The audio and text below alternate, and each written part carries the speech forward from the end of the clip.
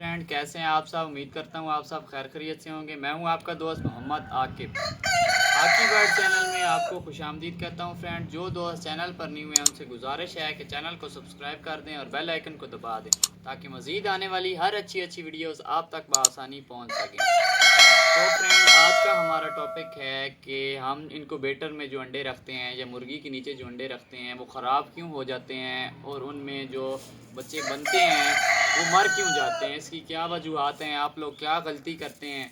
बाज़ औक़ात जो नए शौकीन होते हैं वो बाज़ार से ऐसे ही अंडे ख़रीद कर ले आते हैं और वो इनक्यूबेटर में बग़ैर चेक किए हुए रख देते हैं, जिसकी वजह से या तो वो अनफर्टाइल अंडे होते हैं और दूसरी वजह ये होती है कि आपको सही तरह से इनक्यूबेटर में अंडे रखने का पता नहीं होता, उनके दर्जा हरारत बराबर रखने का नहीं पता होता। और दूसरी बात ये है कि वो आपको पता है कि इनक्यूबेटर में या आपने मुर्गी के नीचे भी अंडे रखे हैं तो आप लोगों को नमी का ख़ास ख्याल रखना चाहिए। नमी का मतलब कि आपने पानी लाजमी साथ रखना है। स्टार्टिंग के दिनों में जो 14-15 दिन होते हैं उस वक़्त 50 से 60% नमी की ज़रूरत होती है अंडों के पास। अगर आपने इनक्यूबेटर बनाया हुआ है, इनक्यूबेटर के बीच में अंडे रखे हुए हैं तो आपने उसके बीच में पानी रखना है। और अगर आपने मुर्गी के नीचे अंडे रखे हैं तो उसके बीच में भी उसके साथ आपने किसी कोली में या किसी बर्तन में पानी लाजमी रखना है, क्योंकि बच्चे निकलने के लिए अंडों को नमी की बहुत ज़रूरत होती है। दूसरी बात यह है कि आपने अगर बाज़ार से अंडे लेकर आए हैं तो आपने पहले अंडों को चेक कर लेना है। अंडों को चेक करके इनक्यूबेटर में या मुर्गी के नीचे रखना है। आपने अंडों को ये करना है कि पानी में किसी बाल्टी के बीच में डाल देना है। जो अंडे पानी के ऊपर तैरने लग जाते हैं वो अंडे जो होते हैं वो अनफर्टाइल होते हैं, ये वो अंडे बहुत पुराने हो चुके होते हैं, जिस वजह से वो ख़राब हो चुके होते हैं, वो मुर्गी के नीचे रखने के काबिल नहीं होते। तो आप लोगों ने चेक कर लेना है, जो अंडे आपने पहले ही पानी में डाल के चेक कर लेने हैं, जो अंडे ख़राब हैं आप लोगों ने पहले ही वो अंडे निकाल लेने हैं। उसके बाद फ्रेंड्स आपने ऐसा करना है कि अब बाज़ औक़ात ये होता है कि अगर आपने अपने घर के भी अंडे रखे हुए हैं इनक्यूबेटर में या मुर्गी के नीचे रखे हैं तो उनमें ये वजह होती है कि आपकी अगर 14-15 मुर्गी हैं तो आपने उनके साथ एक मुर्गा लगाया होता है, जिसकी वजह से जो बाज़ औक़ात जो अंडे आते होते हैं वो अनफर्टाइल होते हैं। अगर वो फर्टाइल भी हैं तो वो उनके बीच में जो एम्ब्री होता है वो बहुत कमज़ोर होता है। जब आप उनसे बच्चे निकलवाते हैं अंडों में से तो वो बच्चा बन तो जाता है, लेकिन वो बहुत कमज़ोर एम्ब्री होता है, जिसकी वजह से वो बच्चा मुकम्मल नहीं बन पाता और वो बीच में ही मर जाता है। दूसरी वजह फ्रेंड्स ये है कि आप लोगों ने जब भी इनक्यूबेटर में या मुर्गी के नीचे अंडे रखने हैं तो 7-8 दिन के बाद आपने अंडों की कैंडलिंग लाजमी करनी है।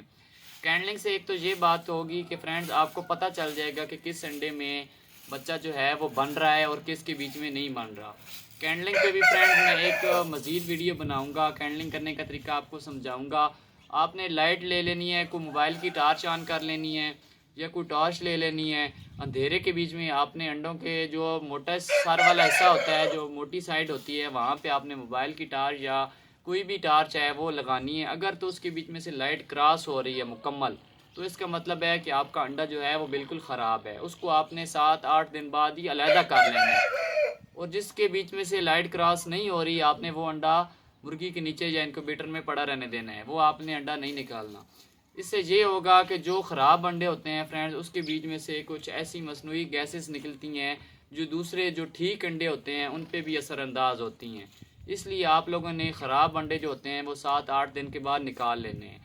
उसके बाद बहुत सारे जो नए शौकीन होते हैं फ्रेंड्स वो ऐसा करते हैं कि जब 21 दिन आपके चूज़े निकलना स्टार्ट हो जाते हैं तो हैचिंग का जो अमल होता है वो ज़्यादा से ज़्यादा 24 घंटे से लेके तकरीबन 48 घंटे के अंदर अंदर जितने भी जो होंगे चूज़े वो आपके निकल आते हैं। आपने 24 घंटे के बाद जब आपके चूज़े निकलना स्टार्ट हो जाते हैं उसके बाद आपने 24 घंटे के बाद चेक कर लेना है कि जो अंडे आपके रह चुके हैं इनक्यूबेटर में या मुर्गी के नीचे उनको आपने उठा के अपने कान के साथ लगा के चेक कर लेना है।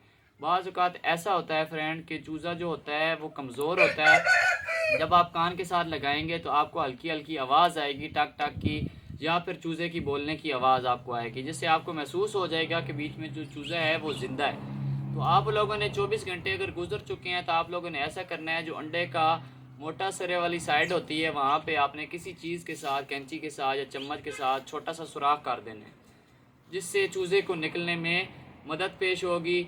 या तो फिर आपने ऐसा करना है, बाज़ औक़ात अंडे ऐसे होते हैं जिनको चूज़े ने ठुंगा तो लगाया होता है लेकिन वो कमज़ोर होने की वजह से बाहर नहीं निकल पाते, तो आप लोगों ने हाथ की मदद से उसको आराम आराम से चूज़े को रेस्क्यू करना है। अगर आप रेस्क्यू नहीं करेंगे तो आपका जो चूज़ा होगा वो अंडे के बीच में ही मर जाएगा। तो ये वाली एहतियात आपने लाजमी करनी है कि जब आपके अंडे हैच होना स्टार्ट हो जाएं उसके 24 घंटे के बाद आपने ऐसे नहीं करना कि आप इंतज़ार करते रहें कि खुद ही चूज़े जो हैं वो बीच में से निकल आएंगे। बाज़ औक़ात दोस्त होते हैं 2-3 दिन वेट करते हैं, तब तक जो चूज़े बीच में ज़िंदा भी होते हैं वो मर चुके होते हैं। बाज़ औक़ात ऐसा होता है कि कमज़ोर चूज़े जो होते हैं वो अंडे में से खुद नहीं निकल सकते, ठुंगा तो उनका लगा होता है, लेकिन आपने उनको हाथ की मदद से 24 घंटे के बाद लाजमी रेस्क्यू करके चूज़ों को निकालना है। मैंने खुद बहुत सारे चूज़े ऐसे हैं कि जो मैंने अपनी हाथ की मदद से रेस्क्यू करके चूज़ों को निकाला है। फ्रेंड, वीडियो अच्छी लगी हो फ्रेंड तो वीडियो को लाइक कर दें, चैनल को सब्सक्राइब कर दें। मिलते हैं नेक्स्ट वीडियो में। अल्लाह हाफिज़।